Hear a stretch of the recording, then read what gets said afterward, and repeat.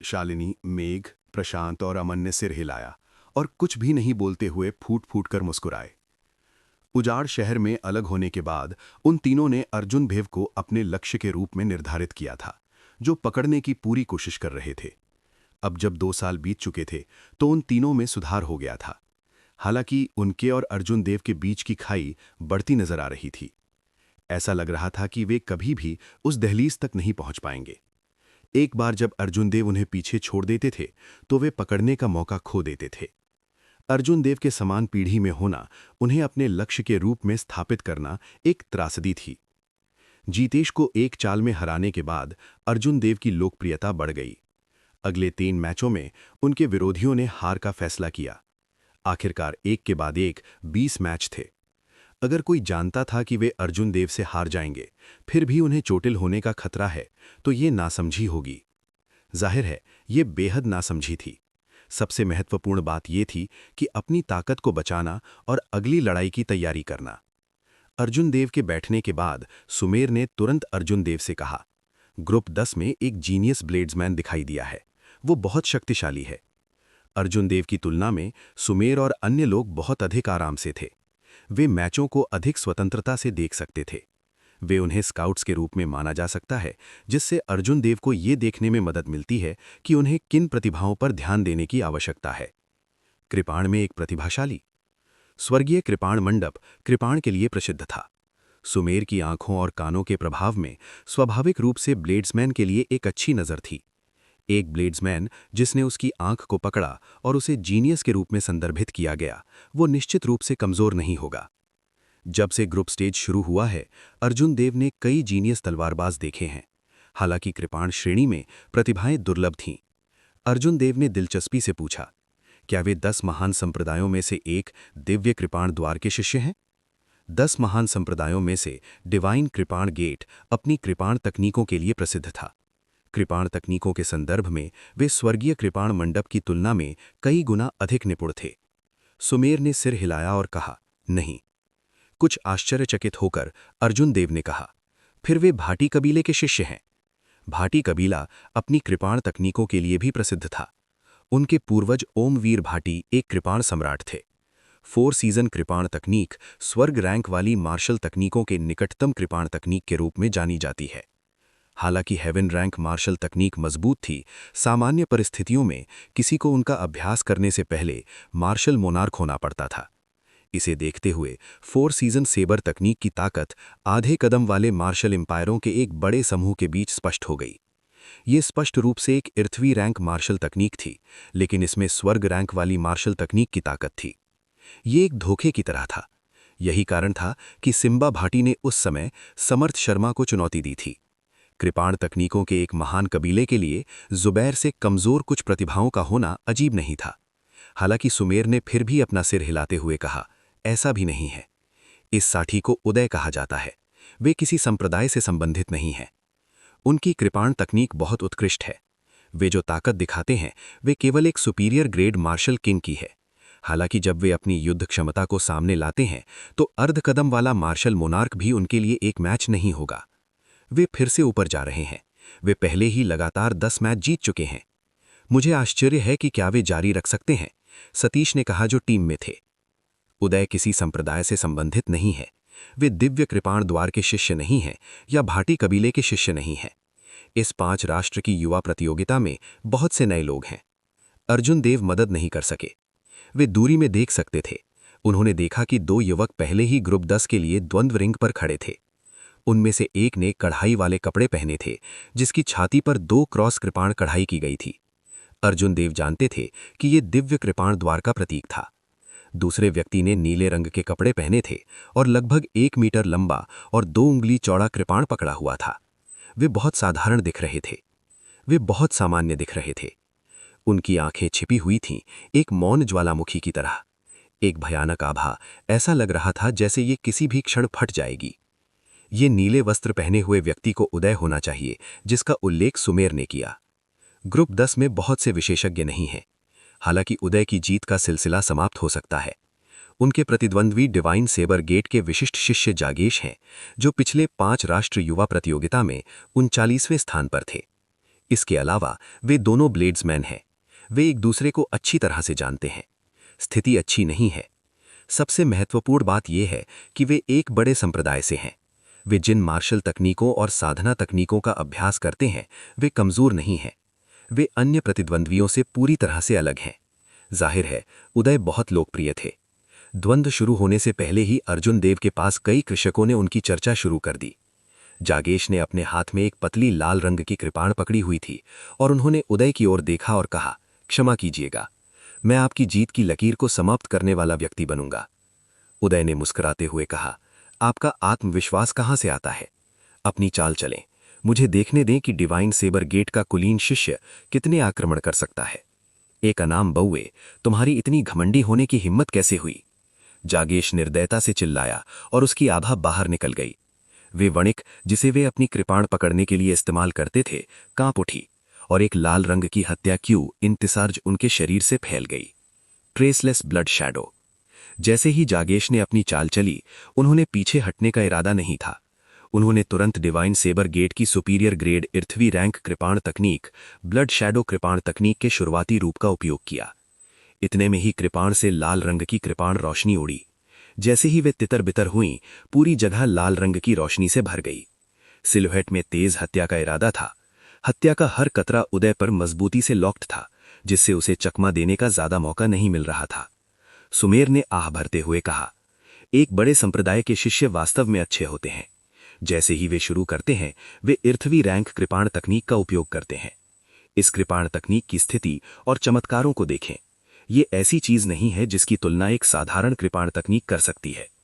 अर्जुन देव सुमेर की बातों से सहमत थे। ब्लड शैडो कृपाण तकनीक के लिए रक्त क्यू का प्रतिनिधित्व करता है और शैडो अचल और निराकार प्रक्षेप्य का प्रतिनिधित्व करता है। ये केवल शुरुआती रूप था और इससे पहले ही हत्या के इरादे ने बर्फ के टुकड़ों की तरह बिखरना शुरू कर दिया था। ये जागेश वास्तव में काफी सक्षम है। हालांकि वे जीत प्राप्त कर सकते हैं या नहीं, ये इस बात पर निर्भर करता है कि ब्लड शैडो कृपाण तकनीक की स्थिति के बारे में उनकी समझ कितनी गहरी है। एक बड़ा संप्रदाय अच्छा है। वे आपको मार्शल तकनीक दे सकते हैं जिसे आम लोगों के लिए प्राप्त करना कठिन होगा, लेकिन आप कितना बाहर ला सकते हैं ये आपकी प्रतिभा पर निर्भर करता है। उदय भावहीन था। हालांकि इस समय उसकी मूल रूप से बेजान आंखें जीवंत हो गईं। उसने जल्दी से ब्लड शैडो सेबर लाइट और जागेश पर अपनी निगाहें घुमाईं। इसके बाद उदय ने झट से अपने मन में एक फैसला कर लिया। उसने एक ठंडी मुस्कान प्रकट की और शिव की ध्वनि के साथ अपनी कृपाण खींच ली। पलक झपकने के भीतर ही उदय ने 10 कृपाण प्रहार किए। तेज कृपाण क्यू तीरों की तरह थी, अनब्लॉकेबल। उन सभी ने ब्लड शैडो कृपाण क्यू के सबसे कमजोर हिस्से पर प्रहार किया। खनखनाहट की आवाजें गूंज उठीं और हवा में भरने वाली खून की छाया सब उदय ने चकनाचूर कर दी। ब्लड शैडो कृपाण तकनीक का शुरुआती रूप इसी तरह टूट गया था। अर्जुन देव ने कहा, जागेश हारने वाला है। सतीश और अन्य लोगों को यह अजीब लगा। ये तो बस शुरुआत थी। अर्जुन देव ने ऐसा क्यों कहा कि जागेश हारने वाला है? जागेश कुछ निराश नजर आ रहे थे। ब्लड शैडो कृपाण तकनीक अभी शुरू हुई थी। उसके पास अपनी ताकत दिखाने का समय भी नहीं था। इसे इतनी जल्दी कैसे तोड़ा जा सकता था? वे कैसे लड़ने जा रहा था? हालांकि उदय ने जागेश को हिचकिचाहट का समय नहीं दिया। अचानक उसके पैरों के नीचे से एक तेज कृपाण क्यू निकली। उसने इस कृपाण क्यू का अनुसरण किया और एक पल में जागेश के सामने आ गया। डैंग! महत्वपूर्ण क्षण में जागेश ने आखिरकार प्रतिक्रिया की। उसने अपनी कृपाण को दोनों हाथों से पकड़ लिया और अपने प्रतिद्वंद्वी के आक्रमण को रोक दिया। जब हथियार आपस में टकराए तो चिंगारियां उड़ी। डैंग! हालांकि ठीक इसी समय उदय के पैरों के नीचे से तेज कृपाण क्यू का एक और किनारा निकला। उसका शरीर तुरंत हवा में तैरने लगा। कृपाण क्यू का वे किनारा अविश्वसनीय रूप से तेज था। ये नीचे से आया और एक अजीब कोण से था। यहां तक कि जागेश के समृद्ध युद्ध अनुभव के साथ वे घबरा गए और बैक गार्ड से पकड़े गए। फिर से जागेश जैसे ही पीछे हटने वाले थे, हवा में तैरते हुए उदय काफी देर तक इंतजार कर रहे थे। वे जागेश के पास उतरे और 1 मीटर लंबी कृपाण से एक मजबूत आभा से मार दिया। कृपाण क्यू का वह किनारा जो उदय के पैरों के नीचे से आया था, लगभग उसी समय कृपाण स्ट्राइक के साथ प्रकट हुआ। इसके अलावा यह आक्रमण जागेश की ओर से था। जागेश ने कृपाण स्ट्राइक को पकड़ने की कोशिश की, लेकिन शूटिंग कृपाण क्यू उनके पास से निकल गई। उनके छाती में एक खूनी छेद दिखाई दिया और खून बहने लगा। डैंग! डैंग! डैंग! डैंग! एक चाल में हारने के बाद जागेश पूरा मैच हार गए। उदय ने जागेश को पलटवार करने का कोई मौका नहीं दिया। 6 चालों के बाद जागेश के छाती में 7 खूनी छेद दिखाई दिए। उनके कपड़े खून से लाल रंग में रंगे गए थे और उनका रंग पीला पड़ गया। ये देखकर कि उदय अब फिर से नीचे उतरने वाला है, जागेश ने अनिच्छा से कहा, मैं हार मानता हूं। हवा में मौजूद उदय ने तुरंत अपनी चाल वापस ले ली। वे धीरे से जमीन पर उतरने से पहले एक बार हवा में डुबकी लगाई। उदय ने अपने प्रतिद्वंद्वी को 7 चालों में हरा दिया था। इसके अलावा वे बिल्कुल भी घायल नहीं हुए थे। जागेश उनके कपड़े के कोने को भी छू नहीं पाए थे। नई पीढ़ी पुरानी की जगह लेती है, हालांकि ये नवागत बहुत जल्दी उठ खड़ा हुआ। पुरानी पीढ़ी समुद्र के किनारे मर गई। वास्तव में आखिरकार वे पिछले 5 राष्ट्रीय युवा प्रतियोगिता में 39वें स्थान पर थे। अंत में वे उदय के कपड़े के कोने को भी छू नहीं पाए। ये नवागत बहुत भयानक। उन्होंने कहा, अगर आपके पास इसे अंजाम देने का मौका भी नहीं है तो इसे ट्रम्प कार्ड कैसे कहा जा सकता है? जिद्दी मत बनो, अपनी नींव में सुधार करना सबसे महत्वपूर्ण बात है, अन्यथा कोई भी ट्रम्प कार्ड सिर्फ खोखली बात है। अर्जुन देव ने कृपाण म्यान की ओर कुछ नहीं कहा। वो पहले ही इतना कह चुके थे। वो इसे समझ सकता है या नहीं, ये खुद पर निर्भर करेगा। छोटे बालों वाले कल्टीवेटर के चेहरे पर एक खाली भाव था। वो मन ही मन अर्जुन देव की बातों के बारे में सोचता रहा। हमेशा एक समय ऐसा आता था जब प्रतियोगिता के 20 दौर समाप्त हो जाते थे। जब सूरज डूब गया तो अर्जुन देव के 6 लोगों के समूह ने अपने सभी मैच समाप्त कर लिए थे। उन्होंने बिना किसी नुकसान के एक पूर्ण अंक प्राप्त किया था। कुछ देर इंतजार करने के बाद मेघना और महेश मान ने भी अपने अपने मैच समाप्त कर दिए। मेघना की किस्मत अच्छी थी और वो इसे तोड़ने में कामयाब रही।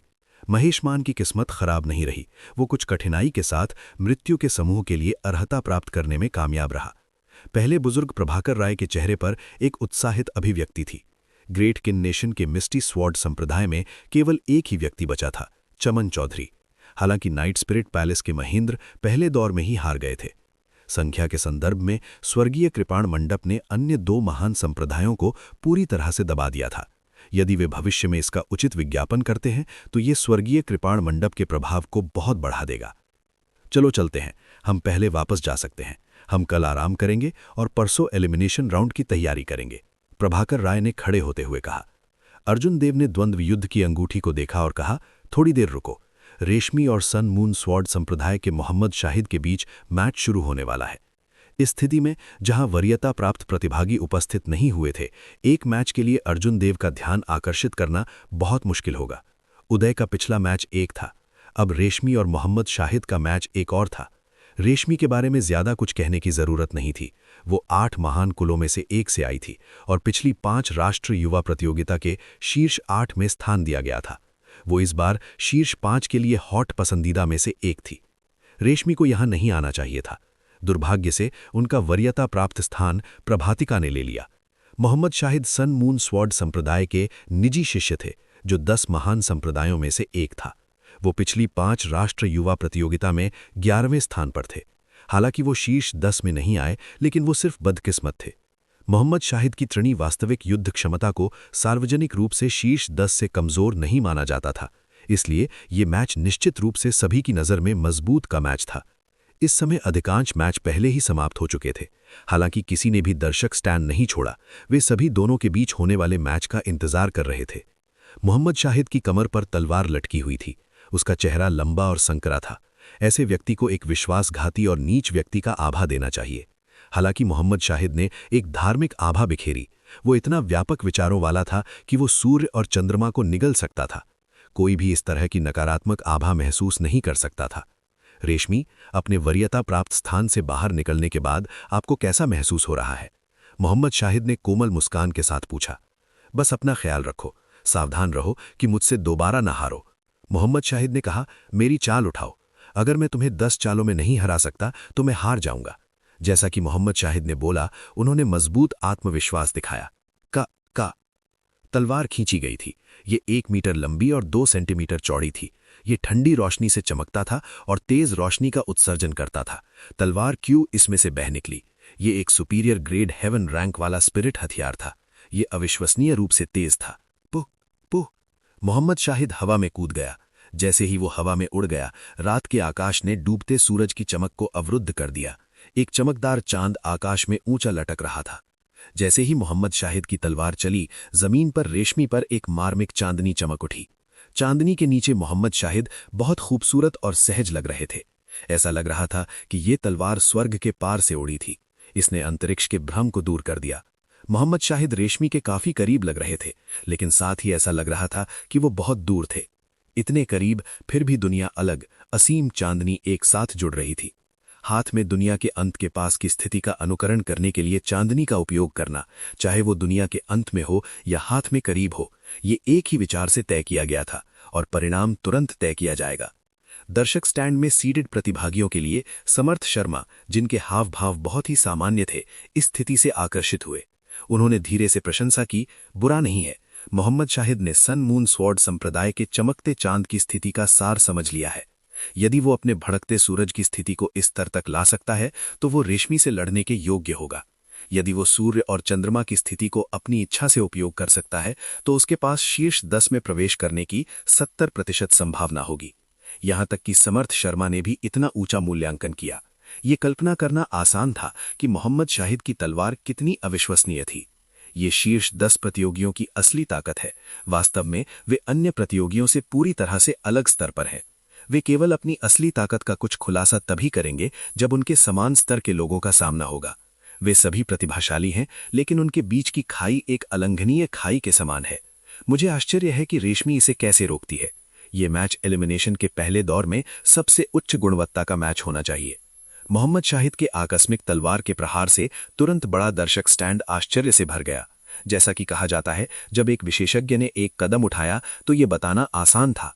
एक शिखर प्रतिभा वास्तव में ऐसा व्यक्ति नहीं था जिससे आम लोग बराबरी कर सके। एक अंतर था।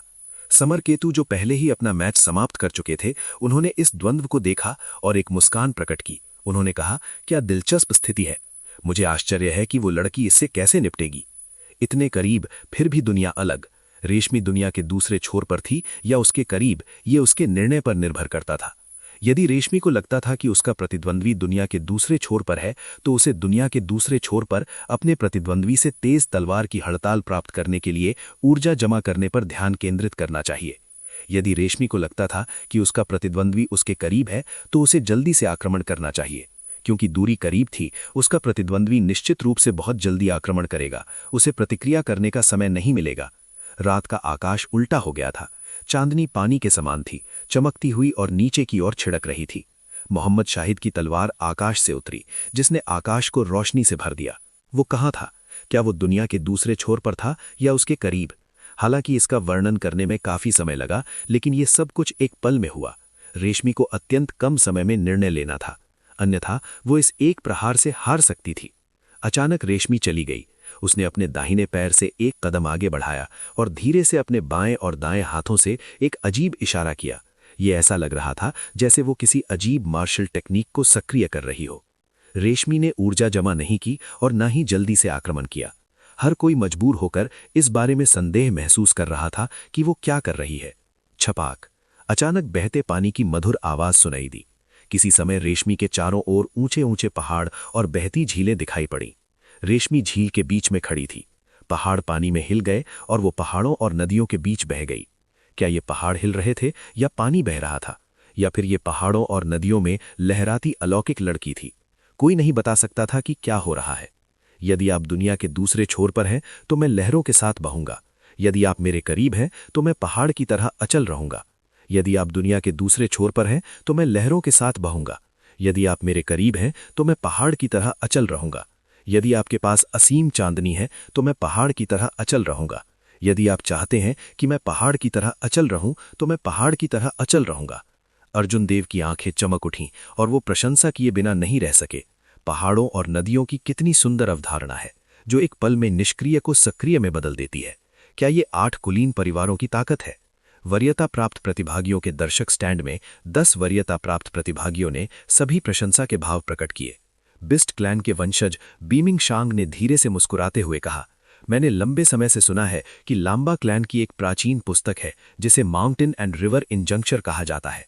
ऐसा लगता है कि रेशमी ने इसका एक हिस्सा समझ लिया है। वो जो वरीयता स्थान के लिए लड़ रही है ने शायद अपनी पूरी शक्ति का उपयोग नहीं किया। बोलते समय उसने जानबूझकर हाउटियान संप्रदाय की प्रभातिका पर नजर डाली, वो महिला जिसने रेशमी को बाहर धकेल दिया था। प्रभातिका धीमी मुस्कान से मुस्कुराई और बीमिंग शांग के शब्दों को नजरअंदाज कर दिया। यदि रेशमी अपनी पूरी शक्ति का उपयोग नहीं करती तो वो ऐसा कैसे कर सकती थी? बज़! अचानक द्वंद्व युद्ध की अंगूठी में एक स्पष्ट तलवार की गनगनाहट सुनाई दी। मोहम्मद शाहिद की तलवार अंत में रेशमी के सामने आ गई थी। रेशमी धीमी मुस्कान के साथ मुस्कुराई और अपनी हथेलियों को आगे की ओर धकेला। ऐसा लग रहा था कि उसके पास दुनिया को बदलने की शक्ति है। आसपास के ऊंचे उठे पहाड़ तेजी से हिलने लगे। नहीं, ये पहाड़ नहीं थे जो हिल रहे थे, बल्कि पानी था जो बहुत तेजी से बह रहा था। भीड़ ने पानी के साथ बहती रेशमी को संदर्भ के रूप में उपयोग किया। उन्हें यह भ्रम था कि ऊंचे पहाड़ हिल रहे हैं। तुम दुनिया के छोर से आए हो, मैं पानी के साथ बहूंगा, हजारों किलोमीटर दूर चला जाऊंगा। द्वंद्व युद्ध की अंगूठी में रेशमी का सुडौल शरीर तेजी से पीछे हट गया। मोहम्मद शाहिद की तलवार चाहे कितनी भी तेज हो या कितनी भी मजबूत हो, वो हमेशा उसके सामने 1 सेंटीमीटर पहले रुक जाती थी और आगे बढ़ने में असमर्थ थी। एक गूंजती तलवार की गनगनाहट सुनाई दी और एक मजबूत तलवार का इरादा फैल गया।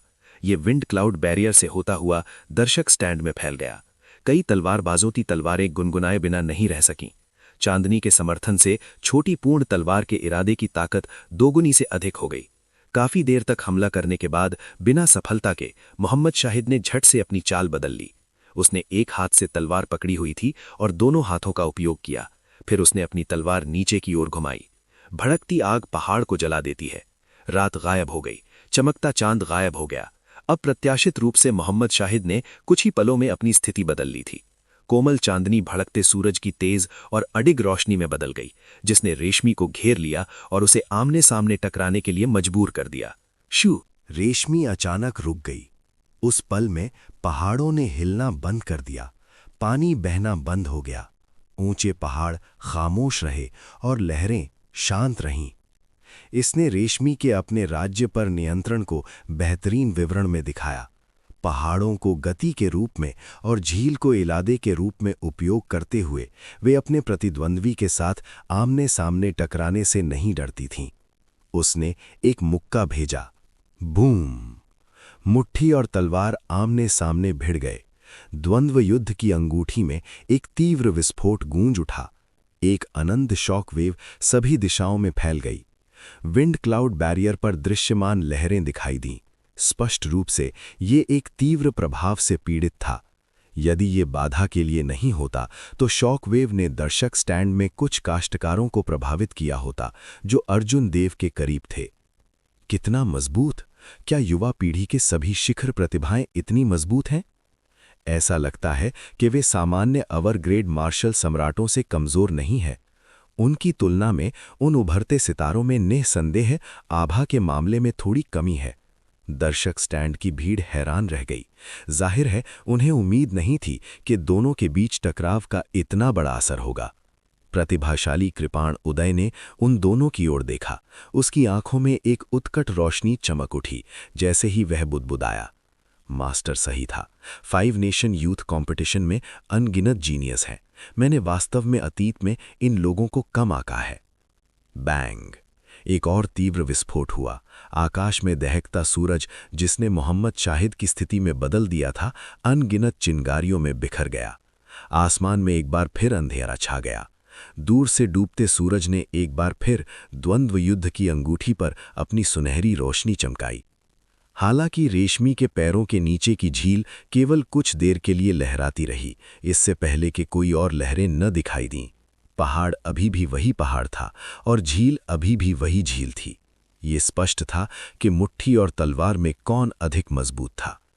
पीला मोहम्मद शाहिद जमीन पर गिर पड़ा। जाहिर है वो संतुष्ट नहीं था। उसने धीरे से द्वंद्व युद्ध की अंगूठी को थपथपाया और हवा में उड़ गया। रेशमी पर फिर से हमला किया। श्यूं श्यूं श्यूं! एक तेज तलवार की रोशनी तेज हवा के ब्लेड की तरह उस जगह से बह गई। जैसे जैसे सूर्य और चंद्र बारी बारी से बदलते गए, मोहम्मद शाहिद की आभा अप्रत्याशित रूप से बदल गई। उसकी तलवार की चाल भी अप्रत्याशित थी। रेशमी घबराई नहीं। वह पहाड़ों और नदियों के बीच चली और लापरवाही से मुट्ठी की हवाएं भेजी। उसने पहाड़ों की ताकत और बहते पानी की स्थिति का उपयोग करके मोहम्मद शाहिद की तलवार की चालों को तोड़ दिया। चौधरी कबीले के वंशज फैंग युआन ने, जो 8 कुलीन कुलों की अपनी आंदोलन तकनीकों के लिए प्रसिद्ध थे, स्थिति को देखा और कहा, पहाड़ों और नदियों की स्थिति वास्तव में मजबूत है। मुझे डर है कि मोहम्मद शाहिद तब तक इंतजार नहीं कर पाएंगे जब तक कि रेशमी की रस्सी के अंत में ना हो। सिम्बा भाटी ने मुस्कुराते हुए कहा, जब तक कि वे रस्सी के अंत में ना आ जाए तब तक इंतजार क्यों करें? यदि वे वास्तव में सक्षम है तो वह पहाड़ को विभाजित कर सकता है और पानी काट सकता है। जब 1000 पहाड़ टूट जाएंगे तो 10,000 नदियां नहीं बहेंगी। स्वाभाविक रूप से रेशमी हार जाएगी। दुर्भाग्य से मोहम्मद शाहिद के पास ऐसी क्षमता नहीं है। समर्थ शर्मा चुप रहे। वे सिम्बा भाटी की राय से दिल ही दिल में सहमत थे। हालांकि रेशमी मजबूत थी, लेकिन यदि वे बस इतनी ही थी तो वे उनके लिए मैच नहीं थी। अमर पहाड़ और नदियां, रेशमी चिल्लाई, और लड़ाई जारी रखने का इरादा नहीं था। पानी का एक खंभा उसके पीछे झील से आसमान में ऊपर उठ गया। फिर उसने अमर पहाड़ और नदियों की ताकत लेकर दोनों मुट्ठियों से मुक्का मारा। एक मुट्ठी पहाड़ था और दूसरा पानी। पहाड़ और नदियां अमर हैं, केवल मैं ही हूं। रेशमी के शरीर से एक अत्याचारी आभा फैल गई। बैंग! असीम तलवार की चाल जो मोहम्मद शाहिद ने सूर्य और चंद्र के रूप में बारी बारी से प्रकट की, इन दोनों मुट्ठियों के सामने गायब हो गई। उसने 2 कौर खून की उल्टी की और विंड क्लाउड बैरियर में टकरा गया, जिससे लड़ाई जारी रखने की क्षमता खो दी। रेशमी ने अपनी मुट्ठियां खींची और सीधी खड़ी हो गई। पहाड़ अब नहीं था और पानी अब नहीं था। विंड क्लाउड बैरियर में केवल ठंडी हवा बची थी। विशाल दर्शक स्टैंड में सभी किसान चुप रहे। उस अत्याचारी मुक्के ने उन पर गहरा प्रभाव छोड़ा था। ये कल्पना करना कठिन था कि इतनी खूबसूरत लड़की इतना अत्याचारी मुक्का मार सकती है। प्रतियोगिता के पहले दिन का अंतिम मैच दर्शकों को निराश नहीं किया। मोहम्मद शाहिद और रेशमी हर किसी के इंतजार के लायक थे। रेशमी ने वरीयता प्राप्त प्रतियोगियों की सीटों को देखा और प्रभातिका के चेहरे पर अपनी निगाहें घुमाई। फिर वह धीरे से विंड क्लाउड प्लेटफॉर्म से नीचे तैरने लगी। हर कोई उस टकटकी को समझ गया जो उड़ गई थी। प्रारंभिक परीक्षा के दौरान जब रेशमी, जो अपनी ताकत को प्रकट नहीं करना चाहती थी, ड्रैगन स्तंभ की लड़ाई में हार गई और उन्हें अपना वरीयता प्राप्त स्थान छोड़ने के लिए मजबूर होना पड़ा था। हालांकि इसका यह मतलब नहीं था कि वे प्रभातिका से कमतर थीं। रेशमी प्रभातिका को चुनौती दे रही थी। वह उसका बदला लेना चाहती थी और उसका वरीयता स्थान छीनना चाहती थी। कल के बाद अमर पहाड़ और नदियों की मुट्ठी शिखर महान परिपूर्ण सूर्यमुखी मुट्ठी का सामना करेगी। ये किस प्रकार की चौंका देने वाली लड़ाई होगी? प्रभातिका और रेशमी के बीच में कौन मजबूत था? हर कोई प्रत्याशा से भर गया। मोहम्मद शाहिद और रेशमी के बीच मैच खत्म होने के बाद अभी भी कुछ मैच बाकी थे। हालांकि वे कोई उत्कृष्ट मैच नहीं थे, वे नगण्य थे। अधिकांश किसान खड़े हो गए और बाहर चले गए। उन्होंने 3 से 5 का समूह बनाया और आज के मैचों पर धीमी आवाज में चर्चा की। उन सभी के चेहरे पर उत्साहित भाव थे। 5 देशों की ये युवा प्रतियोगिता पिछली 5 राष्ट्र युवा प्रतियोगिता की तुलना में काफी बेहतर थी। जो नवागत सामने आए, उनकी तुलना भी पिछली 5 राष्ट्र युवा प्रतियोगिता से नहीं की जा सकती थी। 47वें नंबर के जितेश और 39वें नंबर के जगदीश जैसे कई दिग्गज विशेषज्ञ पहले दिन बाहर हो गए। ये सभी के लिए एक बड़ा आश्चर्य था। वरीयता प्राप्त प्रतियोगियों के आने से पहले ही पहले दिन के मैच पहले से ही काफी रोमांचक थे। हर कोई मदद नहीं कर सका कि परसों मैचों के लिए प्रत्याशा से भर गया। जब 9 वरीयता प्राप्त प्रतियोगी दिखाई देंगे तो पहले से ही तीव्र उन्मूलन दौर और भी तीव्र हो जाएगा। नवागत जो अभी भी अपनी ताकत छुपा रहे थे, अब वह ऐसा नहीं कर पाएंगे। हर कोई प्रत्याशा से भर गया। समर केतु, उदय, अर्जुन देव और चमन चौधरी अंत तक रह सकते थे या नहीं, ये ऐसी कुछ चीज थी जिसका हर कोई इंतजार कर रहा था। अर्जुन देव ने अपनी निगाहें हटा लीं और पहले बुजुर्ग प्रभाकर राय और अन्य के साथ जाने की तैयारी की। हा हा हा, छोटे भाई अर्जुन देव, बहुत समय हो गया। बस इसी समय एक परिचित हंसी सुनाई दी। जब सबने पीछे मुड़कर देखा तो उन्होंने देखा कि एक समृद्ध रत्नों से जड़ित अरुण तेजस अपने फोल्डिंग पंख को लहराते हुए अपने मोटे शरीर को घसीट रहे थे। प्रभाकर राय और अन्य अरुण तेजस से परिचित नहीं थे, इसलिए उन्होंने बस उनका अभिवादन किया और पहले चले गए। अर्जुन देव ने अरुण तेजस की ओर देखा और मंद मंद मुस्कुराए। अनपेक्षित रूप से अपने शरीर के साथ तुम 5 राष्ट्रीय युवा प्रतियोगिता में भाग लेने का साहस करते हो और इसके अलावा तुम पहला एलिमिनेशन राउंड पास करने में कामयाब रहे। अरुण तेजस ने हंसते हुए हाथ लहराया। उन्होंने कहा, ये बस एक छोटी सी बात है। ये सिर्फ पहला एलिमिनेशन राउंड है। इससे पहले कि तुम चौंक जाओ, इस फैट लॉर्ड के टॉप 10 में आने का इंतजार करो, कड़ी मेहनत करो। आइए हम 2 भाई फाइनल के लिए लड़ें। अर्जुन देव अवाक रह गया। उन्होंने कहा, बकवास काटो। क्या तुम्हें लगता है कि मुझे नहीं पता कि तुम क्या करने में सक्षम हो? इस बार तुम्हारी क्या योजना है? फैटसो ने मुस्कुराते हुए कहा, मैं यहां व्यापार की चर्चा करने और मनोरंजन के लिए टॉप 10 में शामिल होने आया हूं। फैटसो ने अपना सुनहरा फोल्डिंग पंख लहराया। वह बहुत ही लापरवाही से बात करता था, बिल्कुल भी अस्वाभाविक नहीं था।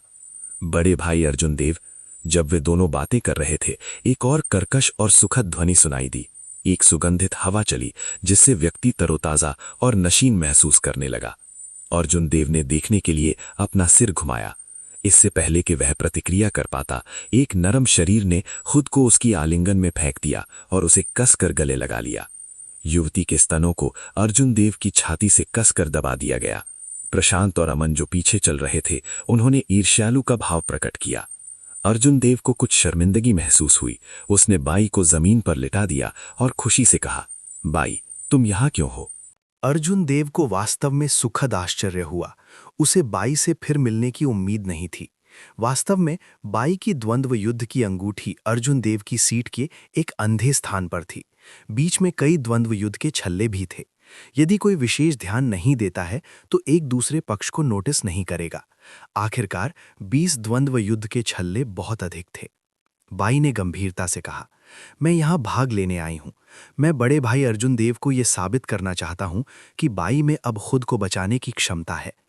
इससे पहले अर्जुन देव ने आसपास के काश्तकारों को असंख्य फील्ड पैलेस में दिखाई देने वाली एक प्रतिभाशाली युवा लड़की के बारे में बात करते हुए सुना था। उन्होंने लगातार कई मैच जीते थे। उसे उम्मीद नहीं थी कि वो व्यक्ति बाई होगा। बाई, आप और इस मोटे भगवान ने लंबे समय तक एक दूसरे को नहीं देखा है। आओ, मुझे गले लगाओ। अरुण तेजस ने मुस्कुराते हुए बाई से कहा। बाई ने अपना सिर हिलाया और कहा, मैं तुम्हें गले नहीं लगाने दे रही हूं। बाई केवल बड़े भाई अर्जुन देव को ही मुझे गले लगाने देंगी। भाई अर्जुन, बहुत समय हो गया है। बस इसी समय एक और आवाज सुनाई दी। अलग अलग आभा वाले 2 सुंदर किसान चले गए। ये ग्रेट चू नेशन का हेवनली स्वॉर्ड गेट का डेविड फर्नांडिस और ग्रेट टैंग नेशन का बीस्ट टेमिंग अबोर्ड का केशव था। वे उजाड़ शहर के पुराने दोस्त थे। उस दिन विदाई के बाद वे आधिकारिक तौर पर आज फिर से मिले।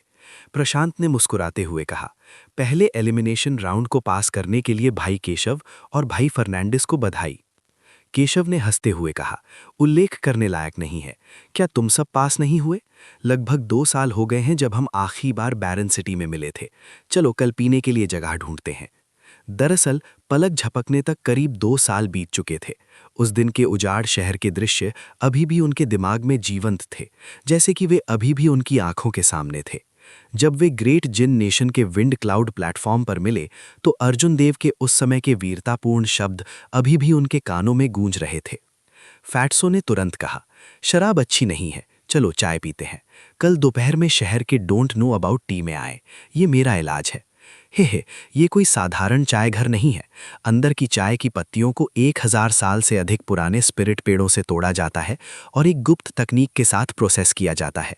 उनके पास सभी प्रकार के उपचार प्रभाव हैं। आमतौर पर आप उन्हें खरीद नहीं सकते, भले ही आपके पास पैसा हो। चाय के बारे में पता नहीं वास्तव में बहुत रहस्यमयी था। ये ड्रैगन सीलिंग शहर का सबसे बड़ा चाय घर था, दुनिया का एकमात्र था। अगले 3 वर्षों तक ये चाय घर केवल 5 राष्ट्रीय युवा प्रतियोगिता के दौरान कुछ दिनों के लिए खुलेगा।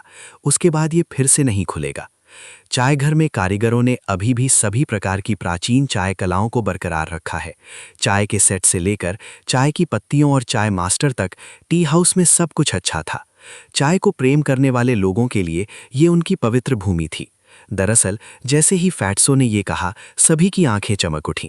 चाय के बारे में पता नहीं मैं कहीं चाय की पत्तियां हास्यास्पद रूप से महंगी थीं। फैटसो के इलाज के साथ हर कोई स्वाभाविक रूप से खुश महसूस करता था। अर्जुन देव ने मुस्कुराते हुए कहा, यह तय हो गया है, फिर हम कल दोपहर को फिर मिलेंगे। विदा। 1 साल से अधिक समय तक एक दूसरे को न देखने के बाद अर्जुन देव को भी अपने पुराने दोस्तों के साथ फिर से मिलने का मन कर रहा था। मार्शल वे के बारे में उनकी समझ, उनकी मुठभेड़ों और आगामी 5 राष्ट्र युवा प्रतियोगिता के बारे में बात करना सभी अद्भुत चीजें थीं। उनमें से कुछ लोगों को विदा कहने के बाद बाई ने अनिच्छा से कहा, बड़े भाई अर्जुन देव, उस समय के हमारे वादे को मत भूलना। बाई निश्चित रूप से मजबूत होगी। फैट्सो ने अपनी जीभ पर क्लिक किया। 2 साल तक उसे न देखने के बाद ये लड़की और भी सुंदर हो गई है। मुझे वास्तव में उम्मीद नहीं थी कि आप जैसे मार्शल कट्टरवादी महिलाओं के साथ ऐसा भाग्य होगा। अर्जुन देव फूट फूट कर मुस्कुराया। कभी कभी महिलाओं के साथ बहुत अधिक भाग्य होना कुछ ऐसा नहीं था जिसे वो सहन कर सकता था। अर्जुन देव के पास पहले से ही सौम्या थी। बाई के साथ उनका केवल भाई बहन का रिश्ता था। इस रिश्ते से निपटने के तरीके से उनका सिर दर्द हो गया। अगली सुबह अर्जुन देव समय पर बाहर निकले। ड्रैगन सीलिंग शहर की सड़कों पर किसान सभी 2 या 3 के समूहों में कल की प्रतियोगिता पर चर्चा कर रहे थे। यहां तक कि कुछ लोग कुछ लोकप्रिय प्रतियोगियों की सूची बेच रहे थे। अर्जुन देव को यह दिलचस्प लगा, इसलिए उन्होंने लापरवाही से एक सूची खरीद ली जिसे कई लोग खरीद रहे थे। ये 10 नवसिखियों की सूची थी। इसमें उन 10 नवसिखियों का परिचय दिया गया था जिन्होंने कल की प्रतियोगिता में असाधारण प्रदर्शन किया था। अर्जुन देव ने ग्रीष्म केतु को दिलचस्पी से देखा। पूर्वी सागर में ग्रीष्म केतु के अनुभवों का विस्तृत विवरण था। प्रतियोगिता में उनके प्रदर्शन पर कुछ टिप्पणियां भी थीं। ग्रीष्म केतु को पूर्वी असीम सागर के लिटिल ड्रैगन किंग के नाम से जाना जाता था। वे कम उम्र में ही प्रसिद्ध हो गए थे। 10 साल की उम्र में उन्होंने चौंकाने वाली प्रतिभा दिखाई और उन्हें डिवाइन ड्रैगन पैलेस के ड्रैगन किंग के अंतिम शिष्य के रूप में ले लिया गया। 13 वर्ष की उम्र में ड्रैगन किंग ने आधिकारिक तौर पर घोषणा की कि वो पूर्वी असीम सागर का अगला ड्रैगन किंग होगा। तब से लिटिल ड्रैगन किंग की उपाधि जंगल की आग की तरह फैल गई। एलिमिनेशन राउंड में समर केतु की एक भी चाल को कोई नहीं रोक सका। कई लोगों ने अनुमान लगाया था कि केवल समर्थ शर्मा ही उनसे लड़ पाएंगे। टिप्पणियां काफी दिलचस्प थीं। अर्जुन देव ने पढ़ना जारी रखा। दूसरे स्थान पर जीनियस ब्लेड्समैन उदय थे। उनके लिए मूल्यांकन भी बहुत अधिक था। उदय ने अनुभवी ब्लेड्समैन जगेश को 7 चालों में हराया। वो भी ब्लेड्समैन थे। उनकी कराहत की तकनीक अपार थी। उनके प्रतिद्वंद्वी ने उनके कपड़े के कोने को छूना भी प्रबंधित नहीं किया। वे दूसरे स्थान पर आने वाले नवसिखिए होने के पूरी तरह से योग्य थे। तीसरे स्थान पर चमन चौधरी थे। उनके लिए मूल्यांकन बहुत अजीब था। चमन चौधरी के लिए हर मैच जीतना आसान नहीं था। हालांकि 13 समूह में, जिसमें कई अनुभवी विशेषज्ञ थे, चमन चौधरी अभी भी पूर्ण जीत हासिल करने में कामयाब रहे। चौथे स्थान पर बाई थीं। उनके लिए मूल्यांकन ये था कि वो एक युवा प्रतिभा थीं। वे केवल 15 साल की थीं, लेकिन उन्होंने कई अनुभवी विशेषज्ञों को हराया। इसके अलावा उनके पास एक तलवारबाज का दिल था जिसका सभी तलवारबाजों ने सपना देखा था। उनका भविष्य अथाह था। 5वें स्थान पर वायुश्री के छोटे भाई हान याओतियन थे। अर्जुन देव उनसे परिचित नहीं थे।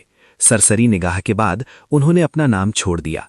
अप्रत्याशित रूप से उन्हें अरुण तेजस का नाम 7वें स्थान पर देखने को मिला। अर्जुन देव खुद को कर्कश हंसने से नहीं रोक सके। ये कल्पना करना कठिन था कि फैट्सो भी लिस्ट में जगह बना पाएंगे। धीरे धीरे अर्जुन देव ने नीचे देखा और 9वें स्थान पर अपना नाम देखा। उनकी शक्ति का मूल्यांकन भी बहुत मजबूत था। इस व्यक्ति का शीर्षक व्हाइट रोब्ड ब्लेड्समैन था। उनकी शक्ति अथाह थी। हालांकि क्योंकि ग्रुप 7 में कोई विशेषज्ञ नहीं थे, उनकी पूर्ण जीत बहुत अतिशयोक्तिपूर्ण थी। इसीलिए वे केवल 7वें स्थान पर ही रह सके। अर्जुन देव ने नाम सूची हटा दी और मुस्कुराया। मुझे आश्चर्य है कि इस नाम सूची को किसने संकलित किया। यद्यपि ये बहुत पूर्ण नहीं है, लेकिन इसमें कई विसंगतियां नहीं हैं। जहां तक 9वें स्थान पर अपनी रैंकिंग की बात है, अर्जुन देव ने इसके बारे में ज्यादा नहीं सोचा। उन्हें केवल अपने सामने विरोधियों को हराने की परवाह थी। चाय के बारे में अनजान होने का मतलब है कि उसे चाय समझ नहीं आती है। एक चाय घर के लिए ऐसा नाम होना बहुत अजीब है।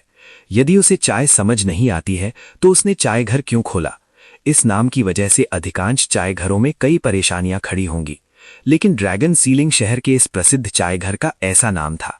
ये केवल इतना कहा जा सकता है कि चाय घर का मालिक विनम्र हो रहा था और खुद पर आहें भर रहा था। चाय की तरह मार्शल वे के समान है। जितना ऊपर जाएगा उतना ही व्यक्ति को पता चलेगा कि वो कितना महत्वहीन और अपर्याप्त है। चाय के तरीके के प्रति श्रद्धा बढ़ेगी। जैसे ही अर्जुन देव चाय के बारे में अनजान भवन के प्रवेश द्वार के सामने खड़े हुए, उन्होंने साइन बोर्ड पर लिखे 3 शब्दों को देखा और गहन विचार में प्रवेश किया और कुछ समझ प्राप्त की। महाद्वीप के शीर्ष चाय घरों ने भी केवल चाय के बारे में अनजान शब्द का उपयोग करने का साहस किया। अब तक अर्जुन देव आधिकारिक तौर पर मार्शल वे में उच्च स्तर तक भी नहीं पहुंचे थे, इसीलिए उन्हें एक विनम्र और श्रद्धालु हृदय की आवश्यकता थी। छोटे भाई अर्जुन देव, इधर देखो। अर्जुन देव ने ऊपर देखा और देखा कि अरुण तेजस तीसरी मंजिल पर रेलिंग पर मुस्कुराकर उनका स्वागत कर रहे हैं। एक छोटी और एक विशिष्ट मेज पर चाय का सेट था। अरुण तेजस के सामने मेज पर एक नाम सूची भी थी। डिंग डिंग, डोंग डोंग। प्राचीन चाय घर में बहते पानी की स्पष्ट आवाज थी। जब कोई वहां खड़ा होता है तो उसे शांति और सुकून की भावना महसूस होती है। अर्जुन देव के बैठने के बाद एक सुंदर सफेद कपड़े पहनी दासी तुरंत आ गई। प्राचीन चाय शिल्प कौशल के तहत उन्होंने अर्जुन देव के लिए एक कप चाय डाली। चाय के प्याले से भाप आई और एक फीकी खुशबू फैल गई। इसने तुरंत किसी के दिमाग को तरोताज़ा कर दिया और तरोताज़ा महसूस कराया। अरुण तेजस ने मुस्कुराते हुए कहा, यह 1000 साल पुरानी मैंगर चाय है। इसे एक गुप्त विधि का उपयोग करके बनाया गया था और कई स्पिरिट जड़ी बूटियों में जोड़ा गया था जिनका काश्तकारों पर विशेष प्रभाव पड़ता है। इसे आजमाएं, इसका अप्रत्याशित प्रभाव हो सकता है। अर्जुन देव धीरे से मुस्कुराया। अर्जुन देव ने जो कहा उससे उन्हें उत्सुकता हुई, तो उसने चाय का प्याला उठाया और एक घूंट लिया। चाय उसके मुंह में चारों ओर घूमती रही और धीरे धीरे उसके गले से नीचे सरक गई। हालांकि इससे पहले कि ये नीचे बह पाता, चाय गैस में बदल गई और उसके आंतरिक अंगों, त्वचा, रक्त और मज्जा में प्रवेश कर गई। अर्जुन देव का पूरा शरीर सुन्न महसूस कर रहा था। मैंगर टी की गैस ने उन सभी छिपी हुई चोटों को सावधानीपूर्वक सुलझाया जो उन्हें गहरे समुद्र में भयंकर लड़ाई में हुई थीं। अर्जुन देव ने खुशी मनाई और जल्दी से अपनी आंखें बंद कर लीं। जैसे ही चाय में औषधीय ऊर्जा फैलती गई, उन्होंने धीरे धीरे अपनी ऊर्जा को प्रसारित किया और प्रभाव को दोगुना कर दिया। बहुत समय बाद अर्जुन देव ने अपनी आंखें खोलीं और एक कौर में अशांत की हुई थूक दिया। उसने महसूस किया कि उसका शरीर काफी हल्का और अधिक फुर्तीला है। अर्जुन देव ने चाय का प्याला उठाया और एक और घूंट लिया। हालांकि पहले का असर अब नहीं था। उसके मुंह में सिर्फ चाय की खुशबू ही आ रही थी। अरुण तेजस ने हंसते हुए कहा, यह केवल पहली बार प्रभावी है। चाय के इस कप की कीमत 10,000 सुपीरियर ग्रेड स्पिरिट स्टोन्स है। इसके अलावा इसके लिए कोई बाजार नहीं है। हर दिन केवल 20 कप बेचे जाते हैं। अर्जुन देव चकित रह गए। ये चाय कोई ऐसी चीज नहीं थी जिसे आम लोग पी सकें। अर्जुन देव के मन में फैट्सो के प्रति सम्मान का एक नया स्तर था। अप्रत्याशित रूप से वो इतना उदार हो गया था। अरुण तेजस ने हाथ हिलाते हुए कहा, हम सब दोस्त हैं। मुझे इस तरह मत देखो, ये सिर्फ एक कप चाय है। ये मोटा भगवान अभी भी इसे वहन कर सकता है। दोनों ने कुछ देर तक लापरवाही से बातें की। थोड़ी देर बाद प्रशांत, बाई, डेविड फर्नांडिस और अन्य लोग एक के बाद एक पहुंचे। बिना किसी अपवाद के उन सभी के पास एक रुकी रजिस्टर था। उनके बैठने के बाद उन्होंने जिस पहले विषय पर चर्चा की वो रुकी रजिस्टर था। केशव ने मुस्कुराते हुए कहा, हर 5 राष्ट्रीय युवा प्रतियोगिता के दूसरे दिन रुकी रजिस्टर प्रकट होगा। ये आधिकारिक तौर पर सिटी लॉर्ड्स रेजिडेंस द्वारा घोषित किया गया है। ये बल्कि आधिकारिक है। मेरा विश्वास है कि शहर के सभी काश्तकारों के पास इसकी एक प्रति है। अरुण तेजस ने सिर हिलाया और कहा, यह कुछ ऐसी चीज है जिसे सिटी लॉर्ड्स रेजिडेंस ने 5 राष्ट्रीय युवा प्रतियोगिता के प्रभाव को विस्तार करने के लिए बनाया है। फाइनल खत्म होने के बाद पूरी रैंकिंग सूची होगी। हे, आप इसकी कल्पना कर सकते हैं। पूरे महाद्वीप से ड्रैगन सीलिंग शहर में 20 लाख से अधिक काश्तकार हैं। हर किसी के पास एक रुकी रजिस्टर होता है। जब वे लौटते हैं तो वे इसे हर जगह फैलाते हैं। रैंकिंग पर काश्तकारों के लिए प्रसिद्ध न होना कठिन होगा। प्रसिद्ध होना, ये शब्द तुरंत अर्जुन देव के दिमाग में आ गए। दुनिया में ऐसा कोई किसान नहीं था जिसे इन शब्दों से प्यार न हो। प्रसिद्धि कठिन लग सकती है, लेकिन जब काश्तकारों ने अपने पूरे जीवन के लिए संघर्ष किया तो उन्होंने केवल इन 2 शब्दों का अनुसरण किया। यहां तक कि अर्जुन देव भी चिपचिपे होने से बच नहीं सके। तथाकथित अंतर वास्तव में उनका प्रसिद्धि के प्रति दृष्टिकोण था।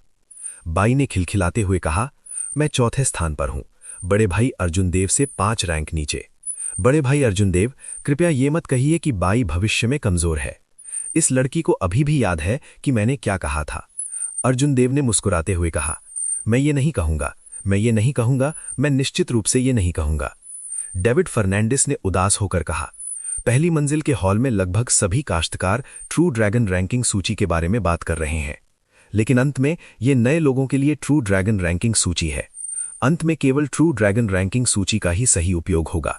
ये पूरे देवलोक महाद्वीप में आपका नाम फैला देगा। डेविड फर्नांडिस के लहजे में स्पष्ट रूप से असंतोष का संकेत था। अर्जुन देव के भाव ठिठक गए। ऐसा लग रहा था कि इस डेविड फर्नांडिस ने कुछ मजबूत मारक चालों को समझ लिया है और दूसरे एलिमिनेशन राउंड में अपनी तीक्ष्णता प्रदर्शित करने की तैयारी कर रहा है। प्रशांत ने मुस्कुराते हुए कहा, सही है, ट्रू ड्रैगन रैंकिंग असली से ज्यादा नकली है। अंत में ट्रू ड्रैगन रैंकिंग सूची फैल जाएगी। इसके अलावा ये ट्रू ड्रैगन रैंकिंग सूची आप सभी को उजागर कर देगी। मुझे विश्वास है कि कल की प्रतियोगिता में और भी अधिक लोग आपको देखेंगे। ये अच्छी बात नहीं है। अरुण तेजस ने हंसते हुए कहा, ये मोटा भगवान इससे नहीं डरता। इस मोटे भगवान की चाल को कोई नहीं देख सकता। हर कोई जोर से हंसने लगा। वे कुछ कहना चाहते थे, लेकिन उन्होंने इसे पकड़ लिया और कुछ नहीं कहा। उसकी बेशर्मी को देखते हुए वो इतना अहंकारी होने में शर्मिंदा नहीं था। वे कुछ नहीं कह सकते थे। जब वे चाय पी रहे थे और बातें कर रहे थे तो उन्होंने ऊंचे पहाड़ों और बहती नदियों के प्राचीन संगीत को सुना। ये एक बड़ी लड़ाई से पहले अवकाश का एक दुर्लभ क्षण था। हर कोई बहुत तल्लीन था। कल 5 राष्ट्र युवा प्रतियोगिता के इतिहास में सबसे तीव्र एलिमिनेशन राउंड होगा। नवसिखिए प्रतिभाएं एक के बाद एक दिखाई देंगे और नवसिखिए आगे बढ़ने की पूरी कोशिश करेंगे। भोली और शुद्ध शियोबाई के अलावा उपस्थित सभी लोग उत्तेजित महसूस किए बिना नहीं रह सके। ट्रू ड्रैगन रैंकिंग केवल शीर्ष 100 प्रतियोगियों को ही पेश करेगी।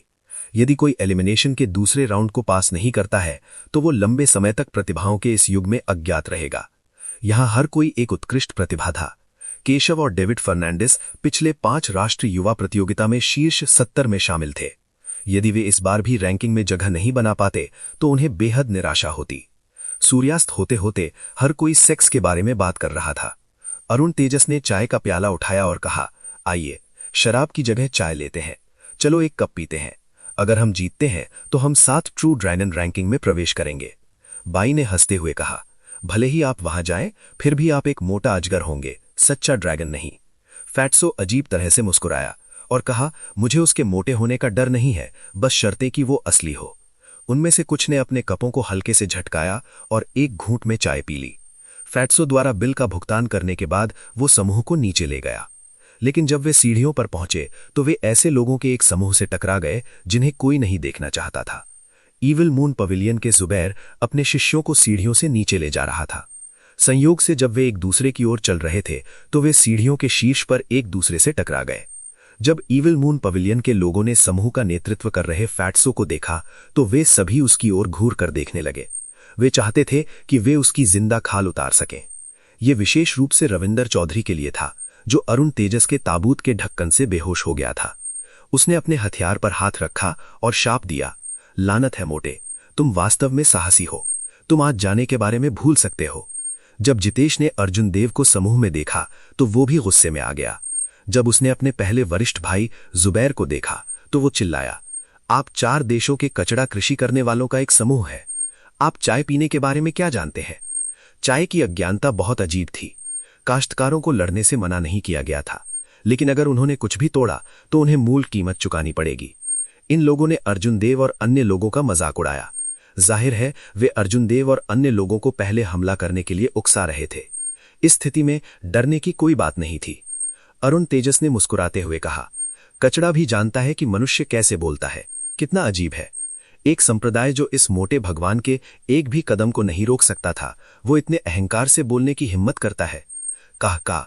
जब रविंदर चौधरी ने यह सुना तो वो अपनी तलवार नहीं खींचने से नहीं रह सका। हालांकि सामने मौजूद जुबैर ने एक हथेली से वार करके उसे वापस गिरा दिया। जुबैर ने अर्जुन देव को गहरी नजर से देखा और कहा, चलो। जितेश और रविंदर चौधरी दंग रह गए। वे नहीं जानते थे कि जुबैर ने अर्जुन देव और अन्य लोगों को इतना अच्छा मौका मिलने के बाद क्यों जाने दिया। उन्हें कैसे पता होता कि जुबैर को असीम समुद्र में अर्जुन देव ने गंभीर रूप से घायल कर दिया था और उसे भागना पड़ा था। पूर्ण विश्वास के बिना जुबैर स्वाभाविक तौर पर कोई कदम नहीं उठाएगा। डेविड फर्नांडिस ने राहत की सांस ली। उन्होंने आश्चर्य से कहा, वो जुबैर वास्तव में चला गया। ये अजीब है। उस व्यक्ति की शक्ति अथाह है। वो हमसे एक स्तर ऊपर है। अर्जुन देव ने मंद मंद मुस्कुराया और उदासीनता से कहा, कौन जानता है। स्वाभाविक रूप से एक दिन बहुत जल्दी बीत गया। आकाश के चमकने से पहले विशाल अखाड़ा पहले से ही लोगों से भरा हुआ था। हर कोई जानता था कि वास्तव में रोमांचक मैच आज से ही शुरू होंगे। जब नवसिखिए रैंकिंग सामने आई तो नवसिखिए प्रतिभाएं एक के बाद एक दिखाई दिए। 5 राष्ट्र युवा प्रतियोगिता एक के बाद एक चरमोत्कर्ष का स्वागत करेगी। प्रतियोगिता का एक दिन चूकना किसी को जीवन भर के लिए पछताने के लिए पर्याप्त होगा। 400 प्रतिभागियों में से आधे पहले दौर में बाहर हो गए, केवल 200 बचे। 20 समूह थे। 2 समूहों को यादृच्छिक रूप से एक साथ समूहीकृत किया गया, जिससे 10 समूह बन गए। प्रत्येक समूह में अभी भी 20 लोग थे। पिछले दौर के नियम वही थे, आधे लोगों को समाप्त कर दिया जाएगा। ऐसा नहीं लग रहा था कि उन्मूलन दर अधिक है, कम से कम अभी भी एक मौका था। लेकिन जो लोग पहले दौर में पास हुए वे अभिजात वर्ग के अभिजात थे। 2 समूहों के विलय के साथ और नवसिखीय प्रतिभाओं के आने के साथ ये कल्पना करना आसान था कि ये कितना मुश्किल होगा। इसके अलावा केवल शीर्ष 100 लोग ही सिटी लॉर्ड्स रेजिडेंस द्वारा संकलित ट्रू ड्रैगन रैंकिंग में प्रवेश कर पाएंगे। ये अपना नाम बनाने का एक शानदार अवसर था। जिन प्रतिभागियों ने अपनी ताकत छिपाई थी, उनमें से कई इस दौर में गौरव के लिए बाहर निकलेंगे। ये पहले से ही तीव्र लड़ाइयों को और भी दयनीय बना देगा। मूल समूह 6 और समूह 10 का विलय हो जाएगा और एक नया समूह 5 बन जाएगा। जब अर्जुन देव को ये सूचना मिली तो वो ग्रुप 10 के कुछ विशेषज्ञों को याद किए बिना नहीं रह सके। ऐसा लग रहा था कि ग्रुप 10 वो समूह है जिसमें प्रतिभाशाली तलवार उपयोगकर्ता उदय है।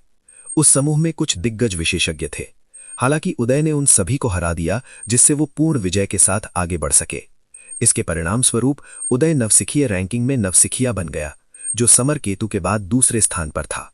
उन्होंने कहा, विलय के बाद नवसिखीय प्रतिभागियों को नए समूह का चयन करना जा रहा है। मुझे आश्चर्य है कि प्रभातिका किस समूह को चुनेंगी। सूत्र ने कहा, रेशमी की टीम ग्रुप 9 में शामिल होकर ग्रुप 7 बनाएगी। अगर वो रेशमी की चुनौती स्वीकार करने का हिम्मत रखती है। इससे पहले कि वे आधिकारिक तौर पर लड़ना शुरू करें, वे पहले से ही नजरों का आदान प्रदान कर रहे थे।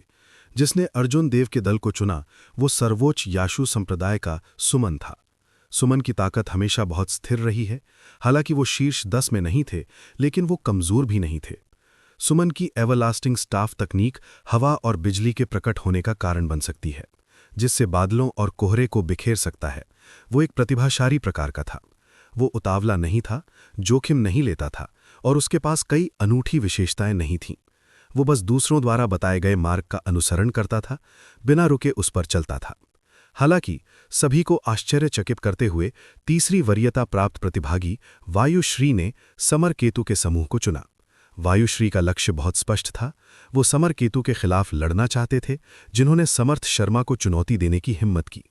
जब सिम्बा भाटी ने वायुश्री की पसंद देखी तो वो कुछ निराश हुए। उसने धीरे से कहा, उसने मेरे सामने वो स्थान छीन लिया।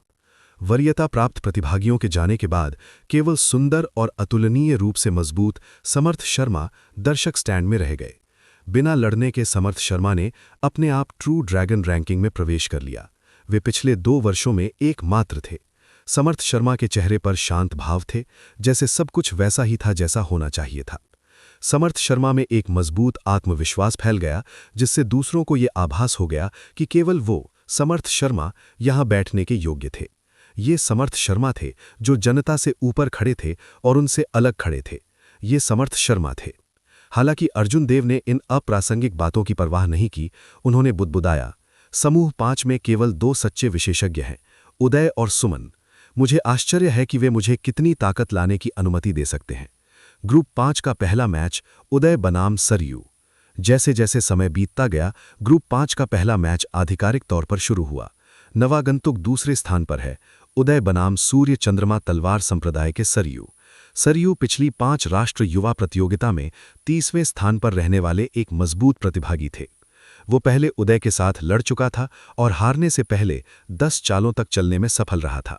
स्वाभाविक रूप से सरयू एक दिन में ज्यादा सुधार नहीं कर सका। बिना किसी आश्चर्य के उन्हें उदय ने 7 चालों में हरा दिया। दूसरा मैच अर्जुन देव बनाम जगेश। मैच बहुत जल्दी बीत गए। दूसरे मैच में अर्जुन देव की बारी थी। एक हल्के धक्के के साथ अर्जुन देव द्वंद्व युद्ध की अंगुरी पर तैर गए और शांति से जगेश की ओर देखा। एक दिव्य कृपाण द्वार के कुलीन शिष्य के रूप में। हालांकि जगेश उदय से हार गया था, लेकिन वो अपनी हार के बारे में आश्वस्त नहीं था। वो केवल उदय की अजीब कृपाण तकनीक से हारा था। अगर ये कोई अन्य नवागंतुक होता तो वे उसके लिए एक मैच नहीं होते। वो जगेश निश्चित रूप से नए लोगों के लिए एक कदम नहीं था।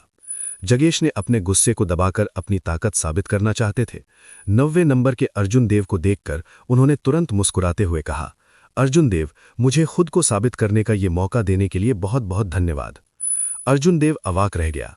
क्या आप खुद को साबित करना चाहते हैं? इसका मुझसे क्या लेना देना है?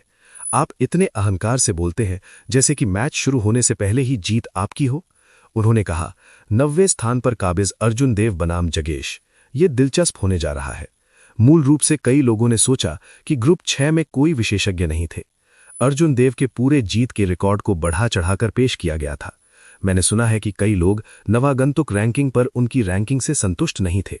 उन्होंने कहा, जगेश के साथ उनका मैच हमें उनके वास्तविक स्तर को देखने का मौका देता है। हम देख सकते हैं कि क्या वे 90वें स्थान पर आने वाले नवागंतुक रैंकिंग के रूप में अपनी प्रतिष्ठा पर खरे उतरते हैं। हैरानी की बात है कि ग्रुप 5 के दूसरे मैच ने कई लोगों का ध्यान अपनी ओर खींचा।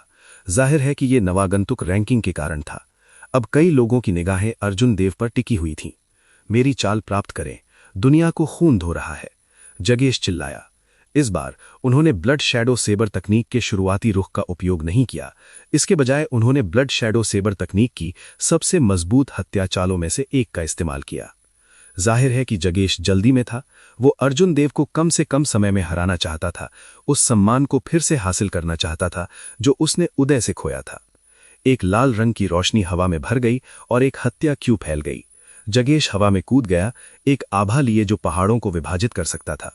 अर्जुन देव के सिर की ओर बढ़ते हुए उसके पास असीम हत्या का इरादा था। डैंग!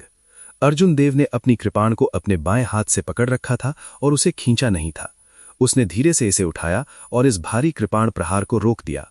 उसके पैर बिल्कुल नहीं हिले, वो एक कदम भी पीछे नहीं हटे। जगेश क्षण भर के लिए विचलित हो गया। ये कैसे हो सकता है? इस कृपाण प्रहार का सिर्फ हत्या का इरादा एक नियमित कृषक को चकमा देने के लिए पर्याप्त है। इसकी ताकत अतुलनीय रूप से मजबूत है। हालांकि अर्जुन देव ने अपना हाथ उठाया और इसे रोक दिया, ये पूरी तरह से जगेश की उम्मीदों से परे था। वो हत्या का इरादा एक मजबूत समुद्र की तरह था, कोई लहर नहीं थी। अर्जुन देव इस मौके का इंतजार कर रहा था। उसने अपने दाहिने हाथ से कृपाण की मूठ को पकड़ा और तुरंत लूनर शैडो कृपाण को खींच लिया। शक्तिशाली नरसंहार के इरादे ने एक पल में जगेश के हत्या के इरादे को दबा दिया। जिस हत्या पर जगेश को इतना गर्व था, वो अर्जुन देव के सामने एक बच्चे के मजाक की तरह था। डैंग! जगेश ने ब्लॉक करने के लिए अपनी कृपाण वापस ली, लेकिन अर्जुन देव की कृपाण में निहित विशाल सार ने उन्हें वापस पटक दिया। ब्लड शैडो सेबर तकनीक की हत्या की टूट गई और इसकी शक्ति कम हो गई। अगर जगेश अभी भी अर्जुन देव के साथ आमने सामने भिड़ना चाहते थे तो उन्हें मौका नहीं मिलेगा। अर्जुन देव ने चिल्लाते हुए लूनर शैडो कृपाण को पकड़ते हुए आक्रमण करने की पहल की। धमाका धमाका धमाका! कृपाण की रोशनी टिमटिमाई और बढ़ती ऊर्जा ने स्वर्ग को हिला देने वाली दहाड़ दी। अर्जुन देव ने 3 बार हैक किया, जिससे जगेश को सांस लेने का मौका नहीं मिला। उसने सीधे ही अपने मजबूत युआन क्यू को दूसरे पक्ष की हत्या के इरादे को तोड़ने और उससे डटकर लड़ने के लिए एक नींव बनाया। 3 चालों के बाद जगेश के शरीर में दबी हुई चोटें भयंकर रूप से फूट पड़ीं। उसने एक मौ खून की उल्टी की। उसका शरीर अविश्वसनीय रूप से कमजोर था। 4 चालें! जिस क्षण से अर्जुन देव ने अपनी कृपाण खींची थी, उस क्षण से लेकर उस क्षण तक जब उन्होंने इसे म्यान किया, उन्होंने दिव्य कृपाण द्वार के जगेश को हराने के लिए केवल 4 चालों का उपयोग किया। उदय के 7 कृपाण प्रहारों की तुलना में अर्जुन देव के पास 3 कम कृपाण प्रहार थे। इस बार किसी भी दर्शक साधक ने अर्जुन देव की रैंकिंग पर आपत्ति करने का साहस नहीं किया। द्वंद्व युद्ध की अंगुरी में दिव्य कृपाण द्वार के जगेश, जो जमीन पर लेटे हुए थे, के भद्दे भाव थे। मूल रूप से वे इस लड़ाई में खुद को साबित करना चाहते थे। कौन जानता था कि वे फिर से हार जाएंगे। इसके अलावा वे इतनी बुरी तरह से और इतनी दयनीय स्थिति में हारे। ये उदय के हाथों उनकी हार से भी अधिक प्रत्यक्ष था और इसने उन्हें और भी अधिक निराश महसूस कराया।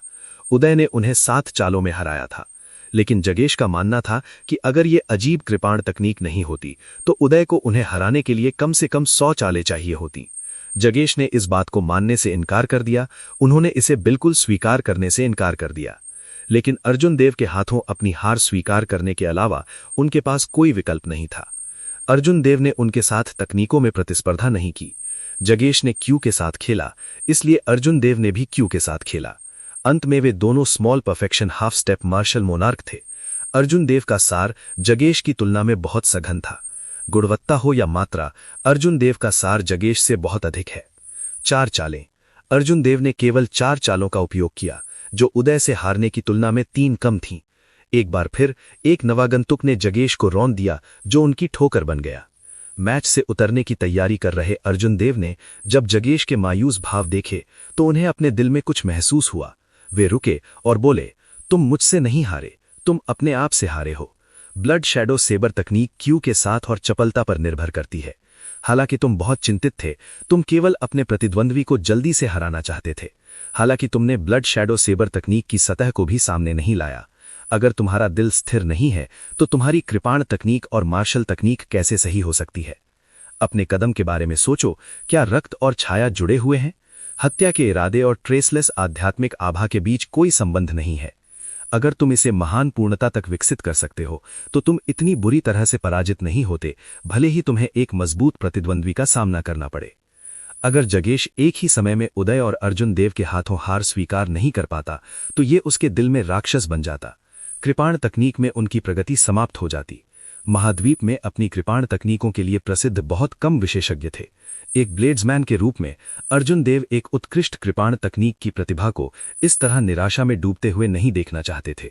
जब दर्शक दीर्घा में खड़े दिव्य कृपाण द्वार के पहले बुजुर्ग ने यह दृश्य देखा तो वे मंद मंद मुस्कुराए और कहा, यह आदमी युवा है लेकिन इसकी मानसिक स्थिति दुर्लभ है। मुझे उम्मीद है कि जगेश इसे स्वीकार कर सकता है। ये 2 हारें उसके लिए कोकून से तितली में बदलने का मौका हो सकती हैं। दिव्य कृपाण द्वार के पहले शिष्य ईशान ने भी सिर हिलाया और कहा, यह व्यक्ति सरल नहीं है। एक बाहरी व्यक्ति के रूप में ऐसा लगता है कि उसे हमसे ज्यादा ब्लड शैडो सेबर तकनीक के सार की स्पष्ट समझ है। ग्रुप 5 के दूसरे नवागंतुक उदय ने अपने होठों को कर्ल कर लिया। उन्होंने निराशा से कहा, वे निश्चित रूप से कार्य करना जानते हैं। उन्होंने जगेश को केवल 4 चालों में हरा दिया। अगर मैं अपनी पूरी ताकत का उपयोग करता तो मैं उसे 3 चालों में हरा सकता था। मूक वरीयता प्राप्त प्रतिभागी सर्वोच्च यासु संप्रदाय की सुमन की शांत आंखों में एक मुश्किल से पता लगाने वाला गंभीर रूप था। उन्हें इस बात का अस्पष्ट आभास था कि ग्रुप 5 में अर्जुन देव उनके लिए प्रबल प्रतिद्वंद्वी होंगे। केशव के बैठने के बाद अर्जुन देव उन लोगों के मैचों पर ध्यान देने लगे जिनसे वो परिचित थे। केशव की किस्मत बहुत खराब थी। वो जुबेर के समान समूह में था। पहले मैच में उनकी मुलाकात जुबेर से हुई थी। ऐसा लग रहा था कि अर्जुन देव के साथ केशव के रिश्ते की वजह से जुबेर के हमले बहुत भारी थे। वो केशव को हराने की जल्दी में नहीं लग रहा था। जुबेर ने केशव को पीसना जारी रखा। कभी कभी वो जानबूझकर कुछ छोटे उद्घाटन प्रकट करता था जिससे केशव को लगता था कि उसके पास अभी भी एक मौका है और वो हार स्वीकार नहीं करेगा। जैसे जैसे समय बीतता गया, केशव की चोटें बढ़ती गईं। जब उसे आखिरकार एहसास हुआ कि उसके पास जुबेर को हराने का कोई मौका नहीं है तो जुबेर पागलों से हंसा। उसने दोनों हथेलियों को बाहर भेजा। एक हथेली एक फटते ज्वालामुखी की तरह थी जो गर्मी की लहरों से बढ़ रही थी। दूसरी हथेली बहती बर्फ की तरह थी, हड्डियों को ठंडा कर देने वाली। बर्फ और आग का संयोजन केशव के शरीर में प्रवेश कर गया, जिससे उसका चेहरा लाल और सफेद रंग के बीच वैकल्पिक हो गया। उसके मुंह के कोने से फव्वारे की तरह खून बह रहा था। इससे पहले कि केशव हार मान लेता, जुबेर ने उसे तब तक पीटा जब तक कि उसने लड़ाई जारी रखने की सारी क्षमता खो नहीं दी। केशव दिन भर के लिए पूरी तरह से अपंग हो गया था। वो केवल प्रतियोगिता से हट सकता था और क्रू ड्रैगन रैंकिंग में प्रवेश करने का मौका हमेशा के लिए खो सकता था। केशव को हराने के बाद जुबेर के होंठ एक पेंडी मुस्कान में मुड़ गए थे। उसने अर्जुन देव को एक भयावह और भयानक दृष्टि से देखा। जुबेर चुपचाप अर्जुन देव से कह रहा था कि वो जानबूझकर ऐसा कर रहा है। जब वो अपने दोस्त को प्रताड़ित कर रहा था तब वो इस मैच का उपयोग अर्जुन देव की मानसिक स्थिति को बिगाड़ने और उसकी ताकत को कमजोर करने के लिए भी कर रहा था। अर्जुन देव की आंखों में एक घना जानलेवा इरादा चमक उठा, हालांकि उसका दिल स्थिर पानी की तरह शांत था। अगर जुबेर उसकी मानसिक स्थिति को बाधित करना चाहता था तो वो गंभीर रूप से गलत होगा। न केवल जुबेर के कार्यों से वो प्रभाव प्राप्त नहीं होगा जो वो चाहता था, बल्कि वे उसके लिए एक अपरिहार्य आपदा भी लाएंगे। ऐसा इसलिए था क्योंकि उसने अर्जुन देव को पूरी तरह से नाराज कर दिया था। वरीयता प्राप्त प्रतिभागी सुमन बाहर आ रही हैं। पीछे से धीमी चीखें आ रही थीं जो अर्जुन देव को उनके विचारों से पीछे खींच रही थीं। उसने ऊपर देखा तो देखा कि सुमन पहले से ही ग्रुप 5 की द्वंद्व युद्ध रिंग में खड़ी हैं और उनके हाथ में एक छड़ी है। कर्मचारी लगभग 1 मीटर लंबा और हरे बैंगनी रंग का था।